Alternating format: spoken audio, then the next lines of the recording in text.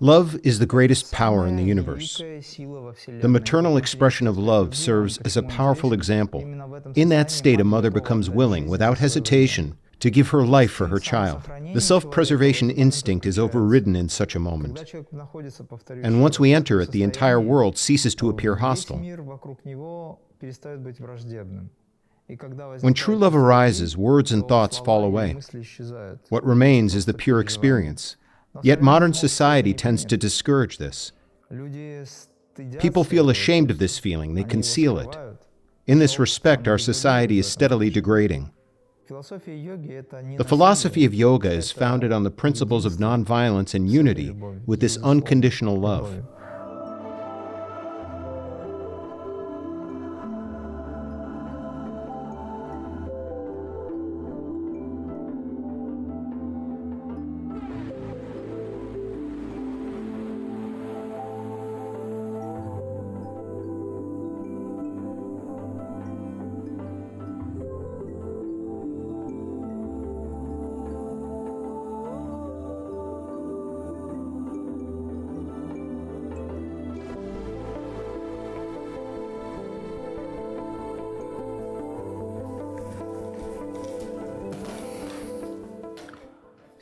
Today we are talking about love.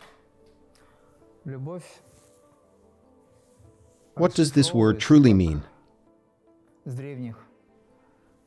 According to certain ancient sources, let's take the Slavic Aryan tradition, for example. It conveys a profound meaning: people who know God. Love.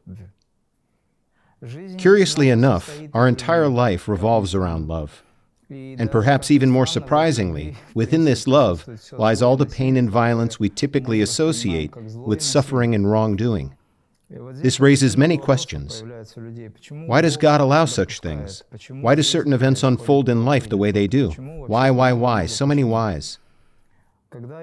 When I examined this topic more deeply, I observed that most people approach it through the lens of personal preference and ego. Unsurprisingly, this leads to a multitude of questions, as reality often fails to align with their expectations. But the ordinary state of human consciousness doesn't grasp the deeper reasons behind these events. So instead of asking why, I suggest asking, for what purpose? For what purpose has this happened? For what purpose is one offered this opportunity? One person may fall in love, another may suffer because of that same love. Love seems to be a divine manifestation, yet the pain it causes can be just as intense. Because we often view love through the prism of our ego. But love cannot be experienced by an egoist in its true form. What an egoist feels is not love, it is attachment. Love transcends this. That is why some philosophers say that God is love. Love is God Himself, they declare. And I agree.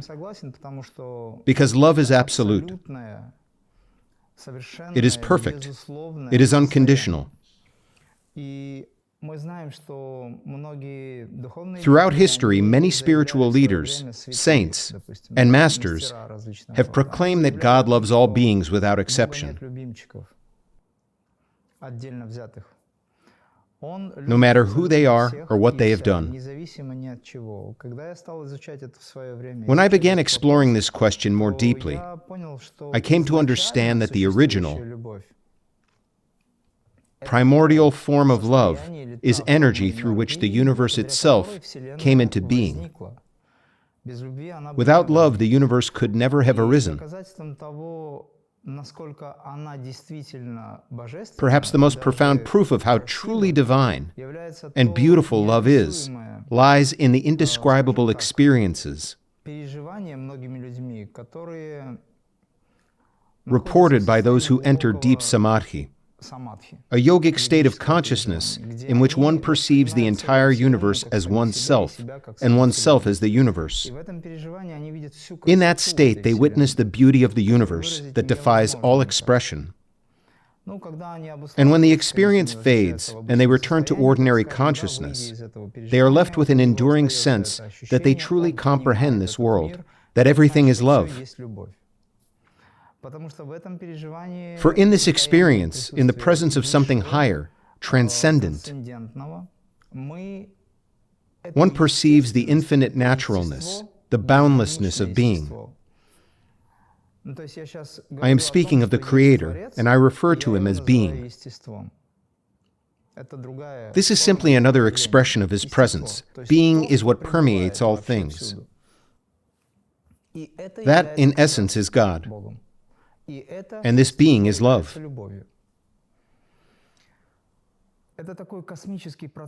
It is a cosmic process that links us directly to the Creator through this inner experience. When a person truly loves, they love everything. When one truly loves, they love everyone. Love reserved for some and withheld from others ceases to be love.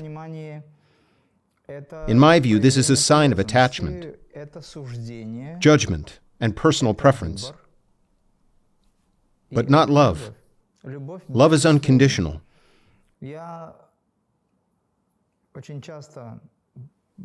I've often said that the closest example we can observe is a mother's unconditional love for her child.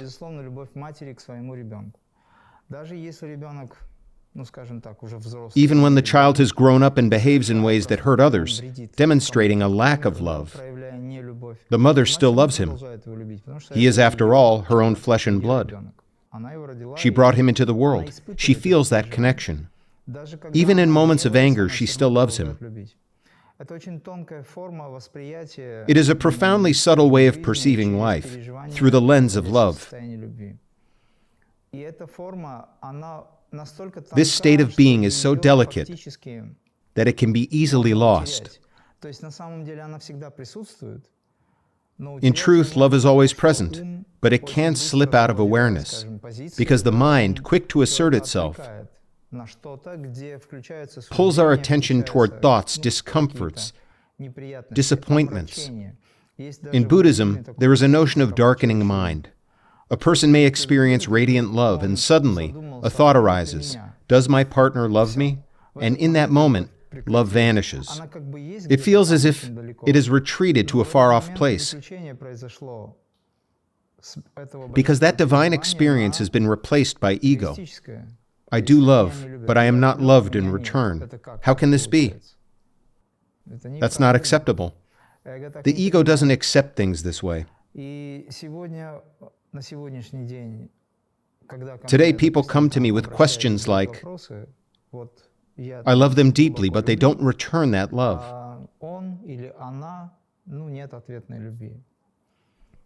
And my response is this: to love, truly, fundamentally, is the very nature of being human. It is our task to cultivate and live by this feeling. It is the essence of who we are. We are meant to love. But why don't we? Because we have set priorities that are completely different.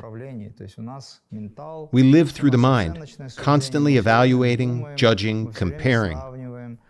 We say, look, this person has that, and the other one has something else.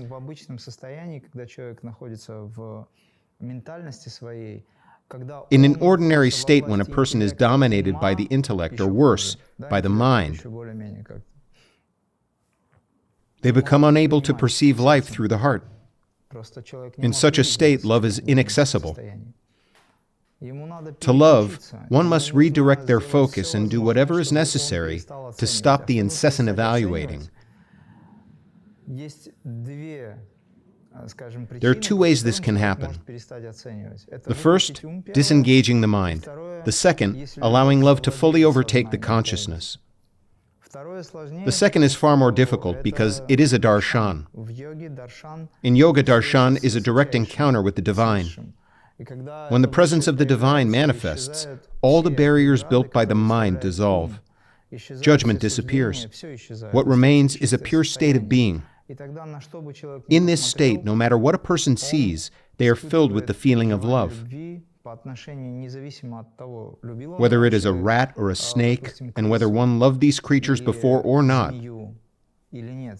Now they feel only love. They love a stone, they love every living thing, and of course, they love people, who are among the highest expressions of life.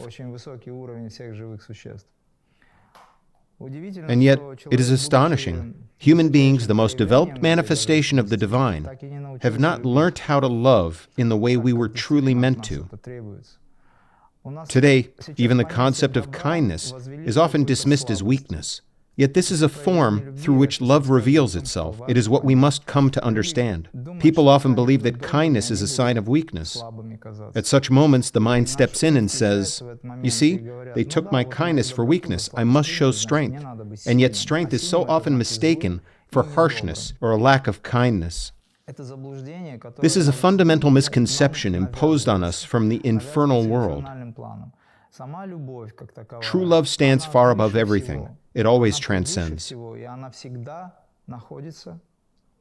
It occupies the highest place, just like truth. As the saying goes, the truth is out there. So too is the experience of love, always present.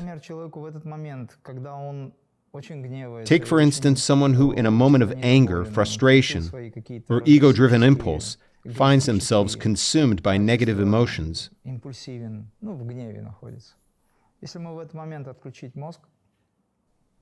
If at that very moment they were able to disconnect from the mind, to separate the personality from the essence, they would transform instantly. But this method, in some respects, resembles an act of violence. And that is why we cannot and must not employ it. This would be a violation of the laws of karma. This is also why I view hypnosis with some caution. Only in extreme cases is it possible, because hypnosis, a person responsive to hypnosis and seeking help, might benefit from it as a last resort. Yet ultimately that person must learn to love themselves. Only then can they enter the deeper states of cosmic consciousness. And that is possible. A hypnotist may sincerely wish to help, using the procedure as a way to express their love and compassion. If a hypnotist works with a sincere heart, a clear mind, and pure consciousness, in today's world, this itself is an expression of love. They can help others while leaving behind minimal harm. The harm of this procedure lies in the suppression of the individual's unique personality and inner identity. This is a form of violence that I cannot accept. A hypnotist who suppresses a person's individuality, even under the guise of offering a service, is in fact facilitating the suppression of something sacred, the higher faculties of intellect. This leaves the person in a state of helplessness. Willpower is manifested spirit. When one is helpless, their connection to the spirit is broken. Do you notice a kind of cyclical pattern here? Once the connection to the spirit is lost, so too is the principle of love. And this is what is truly astonishing. Divine love, the essence of our boundless, absolute being. Some call it God. I refer to it as the primordial being, the primary source. This love is the very breath of life that sustains us. It is thanks to this love that we are alive at all. The love we speak of is unconditional love for all living beings. It is what gives life and expresses care. When we speak of love, we are speaking of the Absolute itself. This often leads people to ask me, if the Absolute loves every one of us without exception, and we know about such a thing as absolute love, then why does its opposite exist? Why did a contrary force arise? Why is there suffering, war, pain, and misfortune? Why do people experience such a wide range of difficult and even tragic events? To understand this, we must consider the law of karma. And what's remarkable is that once we grasp the purpose behind the unfolding events, we may even come to love and respect the law of karma, for it reflects the principles of divine love with astonishing precision. Even though this mechanism was not established by the Creator himself, but rather by one of his manifestations, when the universe came into being, a hierarchy emerged. Within that hierarchy, certain aspects of consciousness devised the law of cause and effect that works with perfect accuracy. I can speak of this from personal experience. When I emerged from a deep yogic state, I came to comprehend the inner workings of the universe, how it functions, and how love is woven into its very fabric. What I'm sharing now belongs to the philosophical level of understanding. Beyond that, there are also psycho-emotional and social levels. In truth, everything in existence is a form of creation. And that creation is entirely permeated by love. The manifested universe in all its dimensions is infused with love. It is a reflection of the perfect harmony of existence. And disharmony arises because its roots lie within our own minds.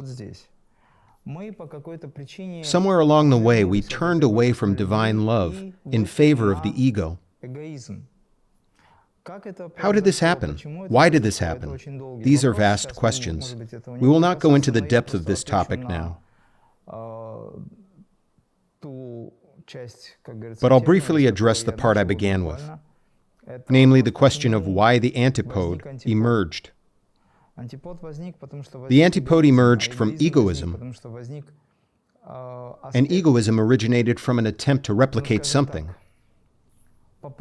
that cannot truly be replicated. At its core, this was a desire of an entity to recreate that love. But it was done not from the heart, not from the essence of love itself, but from the mind. I'm simplifying quite deliberately.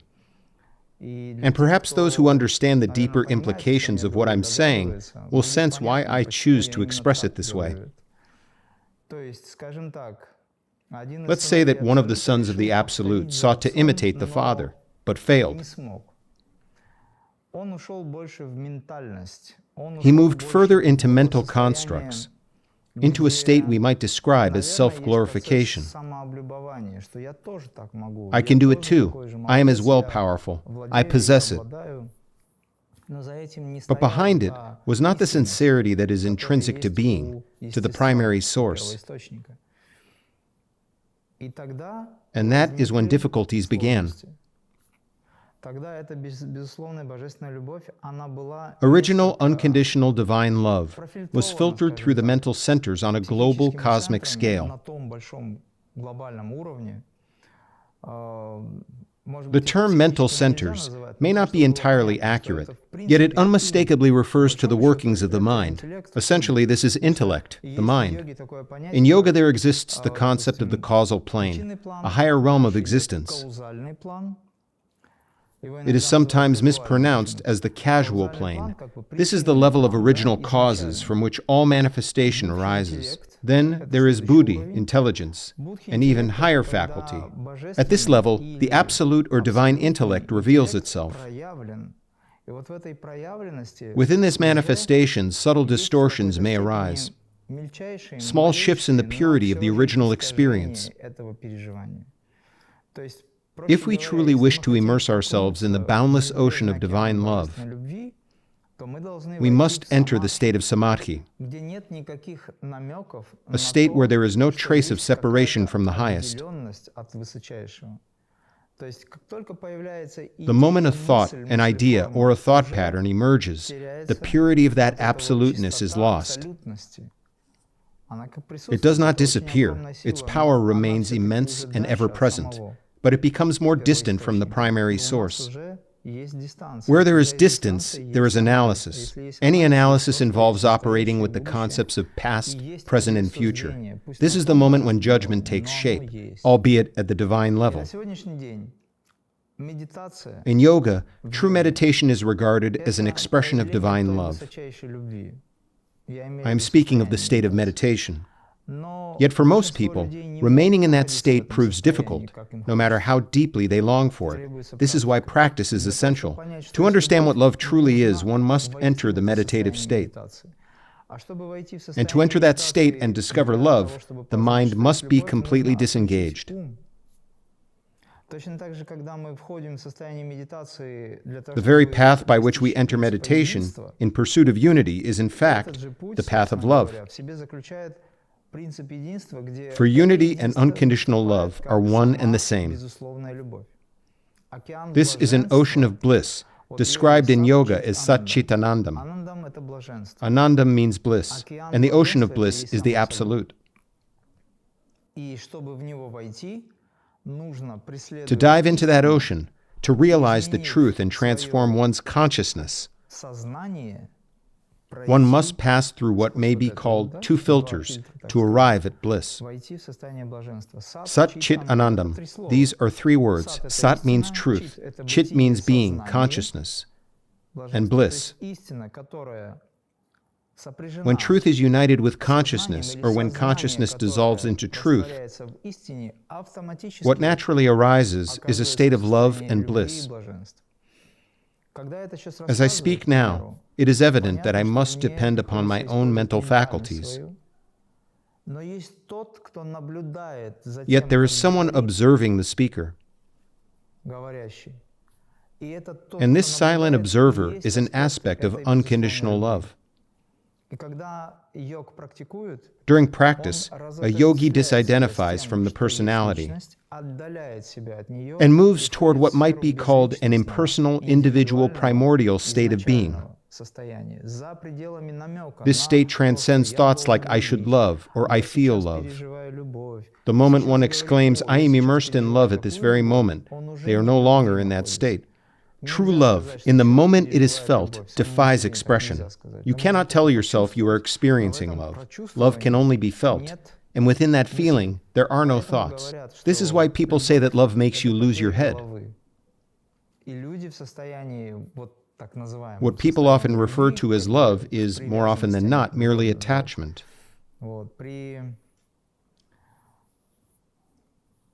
Hormonal intoxication gives rise to a kind of temporary madness. That's because another force is at work.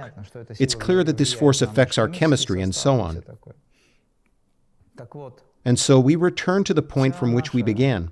The entire universe is the supreme absolute manifestation of unconditional love.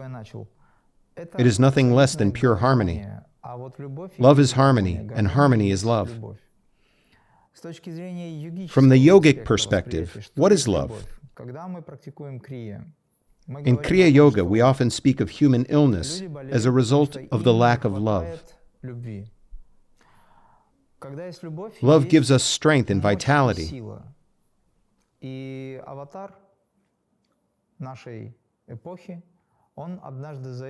avatar of our age once declared that love is the greatest power in the universe. There is nothing greater than the power of love.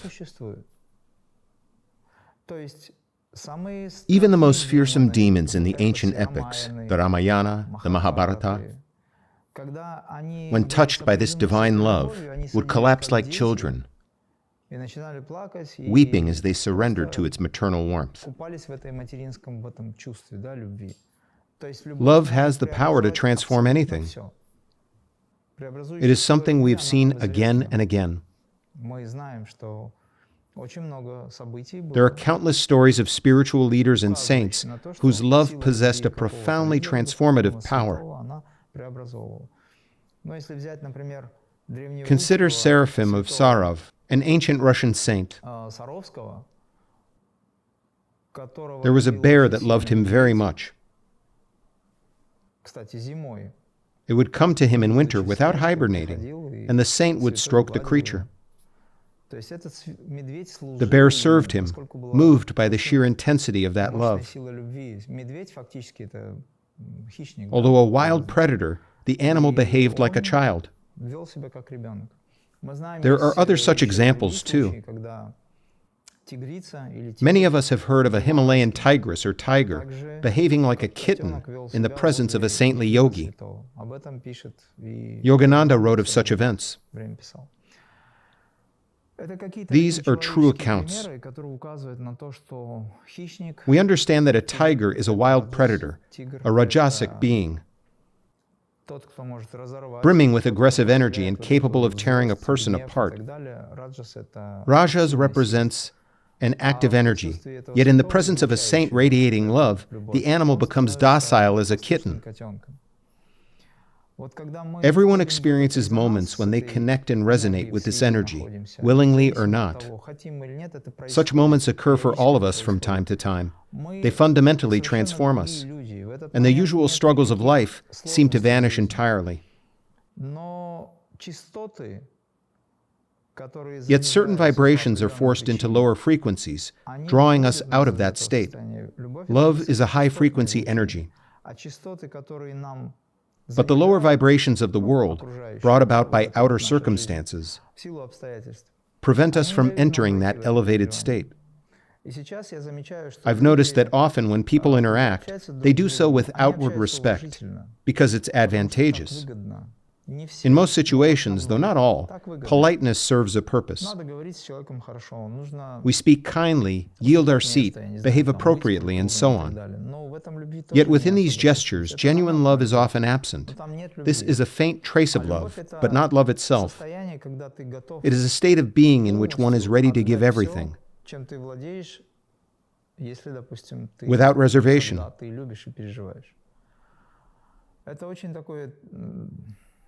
Love is an experience that lies beyond description. In truth, the experience of love defies verbal expression. Why? No genuine experience can be fully conveyed through language. Words are pure conductors for the simple reason that they operate on a different plane. The mental realm is one level of consciousness, but love belongs to another altogether. When true love arises, words and thoughts fall away. What remains is the pure experience. Thoughts may still stir faintly in the background, but they are no longer the focus of your attention. This is precisely why the maternal expression of love serves as such a powerful example. In that state, a mother becomes willing, without hesitation, to give her life for her child. The self-preservation instinct is overridden in such a moment. Nature's most fundamental law, that of self-preservation, simply ceases to operate. It doesn't work. This alone suggests that this state arises from a plane far above ordinary human existence. When we practice meditation, we begin to enter into this elevated experience. It is this very experience that has the power to heal the body. Yet paradoxically, when this force is too intense, it can also destroy the body. An absence of love causes illness and suffering. Yet the body, too, cannot withstand an excess of this power. This can also harm. This is why in our everyday state we hover somewhere in between. To withstand the sheer intensity of this unconditional power, the body must be prepared. This is why we practice energization. We train the nervous system to accept such a power, for this power is none other than love itself. One might even replace the word God with the word love. And so we practice the presence of love. To some, this might sound unusual. What does it mean to practice the presence of love? It means to practice the presence of the Creator, and He is love. So we practice this experience with the intention to enter that state. And once we enter it, the entire world ceases to appear hostile. They become radiance itself, shining like the sun upon everyone. Their magnetism is irresistible, and their power is immense. Yet modern society tends to discourage this. People feel ashamed of this feeling. They conceal it. In this respect, our society is steadily degrading, and in many others. There are now many people speaking openly about the need to raise our vibrational frequencies. And what's the way to do it? Through spiritual practice. Perhaps modern technologies can provide some assistance at the outset, but it remains rather superficial. After all, love is the very essence of the soul. How can technology ever touch the soul? It cannot. What is needed is transformation. We must change our consciousness and purify the mind. The purity of mind, thought, and intention is the true path to unconditional love. This is the path to liberation. This is the path we walk in yoga. This is yoga itself. Yoga essentially is love. Those claiming that yoga is simply a set of positions know nothing of its true nature. Many people, when they think of yoga, often picture practitioners performing asanas.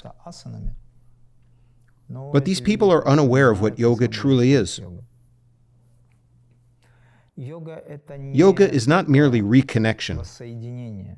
Yoga is a lived experience. Yoga is a state in which one, filled with the feeling of love, yearns to unite with the being that I have been talking about, with the essence of unconditional love. The philosophy of yoga is founded on the principles of nonviolence and unity with this unconditional love in yoga. There is the concept of prema.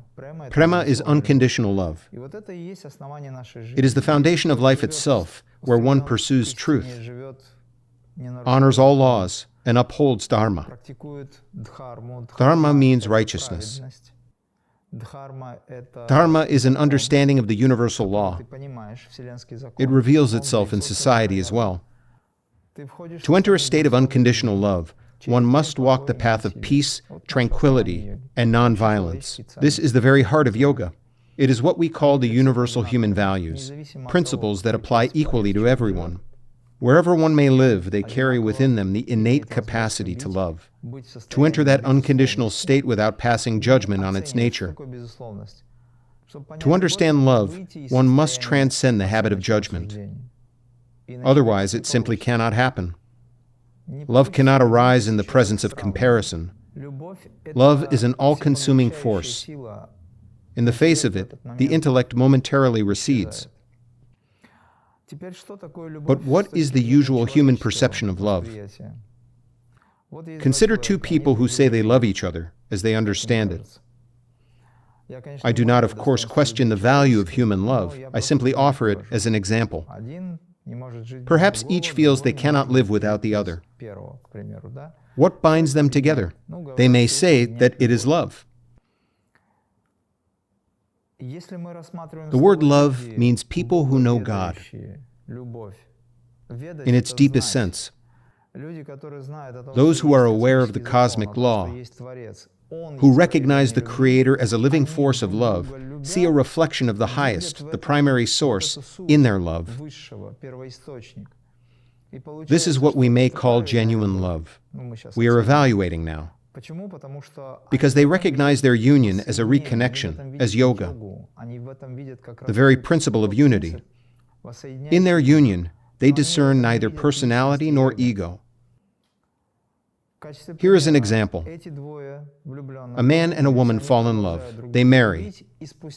And even after 40 or 50 years of life together, their love endures. Why? Because physical appearance takes a back seat in their relationship. Their connection is soulful, spiritual. They love the divinity that unites them. This is how love is expressed in human life. People who know God, they do love. Their love is genuine. Two loving people should understand that they are united by the Creator Himself. Their love is an experience granted to them. Should He withdraw, all that would remain are two separate individuals. Their feeling would vanish. Sometimes people say, "I don't feel love." And they are right. They do not feel it because they have not turned to the higher. They have not opened their hearts. Why does meditation awaken the full spectrum of love and creativity within us? Creativity, too, is a manifestation of divine love. Why? Because in meditation, one steps beyond the confines of the mind and becomes permeated by the essence of the divine. They begin to feel how love arises from within. One becomes a radiant power through which love flows. One cannot love someone merely because they want to love. One must immerse oneself fully in this state. One must embody it. This is a gift from on high. The human being is the only form of life in the universe that has been granted the opportunity to realize and experience this feeling. Of course, we know of instances where love manifests as devotion, even among animals. Take, for example, the unwavering loyalty of a dog to its master. Even after the master has died, the dog continues to grieve, remaining in a state of fidelity and attachment. Yet there is an element of attachment, but within it lies a finer, more subtle expression of genuine love. Because the dog, too, possesses consciousness, a soul appropriate to its level of being, and it loves its master. It's important for two loving people to understand who it is that unites them, what it is that unites them, and how His presence is expressed through their feeling. Then sustaining love becomes far less difficult. But when love is rooted in attachment tied to the external manifestation, it cannot endure. The outer world changes quickly. A new interest may arise, and the mind shifts its focus elsewhere. Then one hears such people say, "I used to feel something, but it's gone now. I suppose I need to find something new." And that's the end of it. That is the mentality at work. Such people narrow the scope of their lives.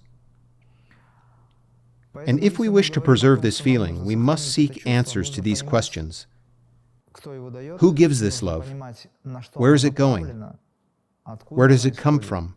It is essential that those in a relationship have a common purpose and shared understanding.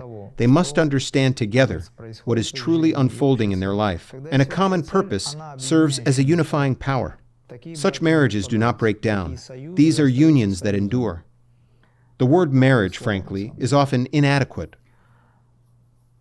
I have spoken about love between two individuals in its conventional sense, which often takes the form of attachment. Everything I've said, of course, requires much deeper exploration and more extended discussion. I am presenting it in the simplest language possible, because this message is not just for yogis, but for all who are listening. All I can say is this: our ultimate purpose in life is to enter into union with this experience. For in truth, all human suffering stems from a single cause, a lack of love. Even in the act of murder, there is often a desperate search for love, however warped or misguided it may be. Those who are listening now, and those who may hear these words later, all of humanity, in fact, are, as the Avatar once said, embodiments of unconditional love.